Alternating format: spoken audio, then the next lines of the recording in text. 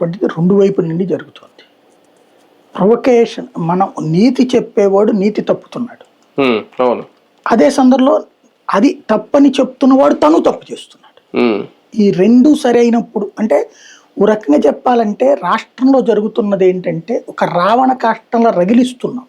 మనం నిజమైన ప్రజా సమస్యల మీద చర్చ పక్కన ఎందుకు పెడుతున్నామంటే మీడియా, సోషల్ మీడియాలో ఫోకస్ కోసం మాత్రమే ప్రయత్నిస్తున్నాం. ఇంట్లో పెళ్ళాం మొగుడుతో కాపురం చేయకుండా, లేకపోతే మొగుడు పెళ్ళాంతో కాపురం చేయకుండా యూట్యూబుల్లో వీడియోలు చేసుకుంటున్న రోజులు, లేదా మొగుడు పెళ్ళాలు బిడ్డలతో సహా కలిసి యూట్యూబుల్లో తమ సంసారాన్ని, తమ కుటుంబాన్ని బ్లాగుల రూపంలో చేసుకుంటున్న రోజులు, దాంట్లో సంపాదించుకోవచ్చు. ఇలాంటి ట్రాప్ లోకి ప్రతి ఒక్కళ్ళని లాగేస్తున్న పరిస్థితి.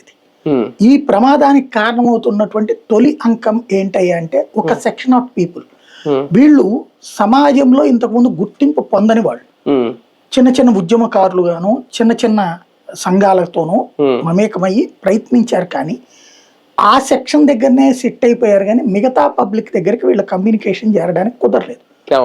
వాళ్ళు ఇప్పుడు కొన్ని యూట్యూబ్లు పెట్టుకున్నారు. ఇప్పుడు ఒక జర్నలిజం చేసి సుదీర్ఘ కాలం పాటు పనిచేశాక, ఉద్యోగం చేసాక ఇవాళ కూడా మనం పేపర్లలో వచ్చేది ప్రజలకు ఇస్తాం, మిగతా సమాచారాలు ఇస్తాం, విశ్లేషణ సపరేట్ గాను చేస్తాం. అంటే మన పనిలో 60% ఒకటి ఉంది, 40% ఒకటి ఉంది.